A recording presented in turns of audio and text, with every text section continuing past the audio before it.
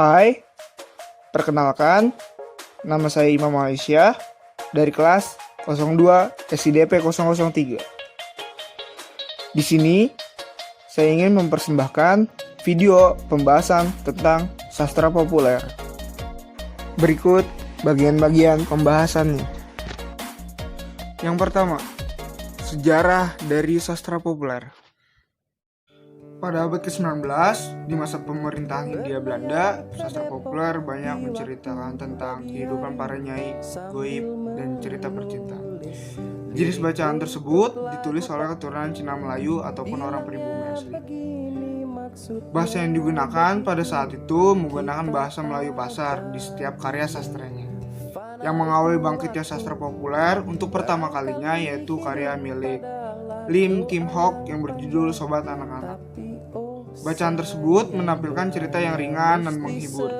Istilah sastra populer mulai lazim dipakai pada tahun 70-an lewat suksesnya novel Carmilla karya Marga T dan Cintaku di Kampus Biru karya Ashadi Siregar.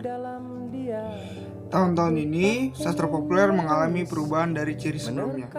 Sastra populer pada masa ini banyak diisi oleh kaum perempuan sebagai penulis. Cerita dalam karya sastra pada masa ini didominasi seputar rumah tangga dan keluarga.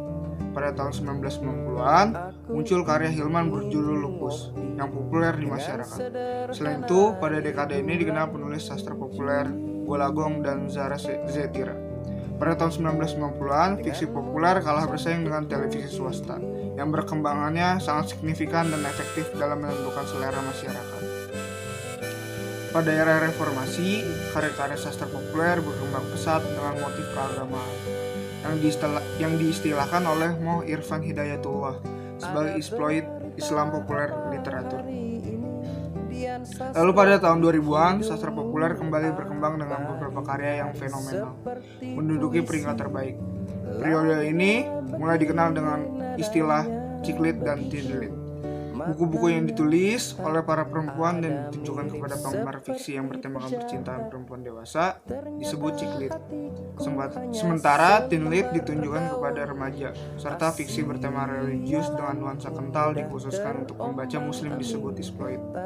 Tema yang ringan dan memudahkan pembacanya untuk mengisi waktu luang merupakan ciri dari sastra populer. Yang kedua, karakteristik dari sastra populer. Yang pertama, menunjukkan latar masalah secara singkat dan jelas dari kehidupan tokoh yang ingin diceritakan, lewat tulisan dengan tujuan menghibur.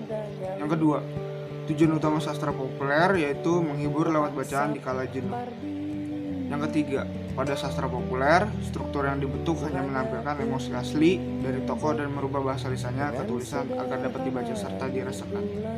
Yang keempat, sastra populer tergolong klise dan berulang-ulang dalam ceritanya dengan tujuan menuruti selera pembaca dan memenuhi target pasar.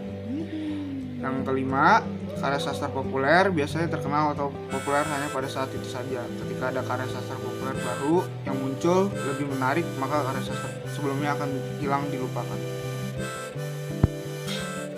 Selanjutnya, dikarenakan sifatnya yang menghibur, biasanya karya sastra ini dibangun dari berbagai perpaduan unsur gaya penulisan seperti memadukan unsur klasik dan unsur modern.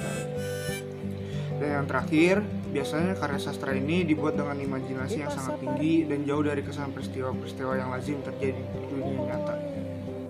Yang ketiga, tokoh penggerak dan karya sastra populernya.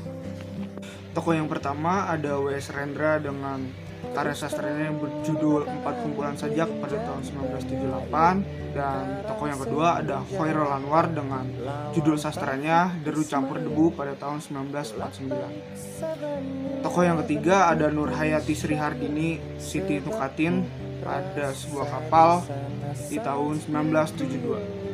Dan tokoh yang keempat ada Sapardi Djoko Darmono dengan judul sastranya Mata Pisau pada tahun 1974. Tokoh yang kelima ada M. Aan Mansur dengan karya sastranya yang berjudul Hujan Rinti-Rinti pada tahun 2005. Sekian pembahasan dari saya. Kurang lebihnya mohon maaf. Wassalamualaikum warahmatullahi wabarakatuh.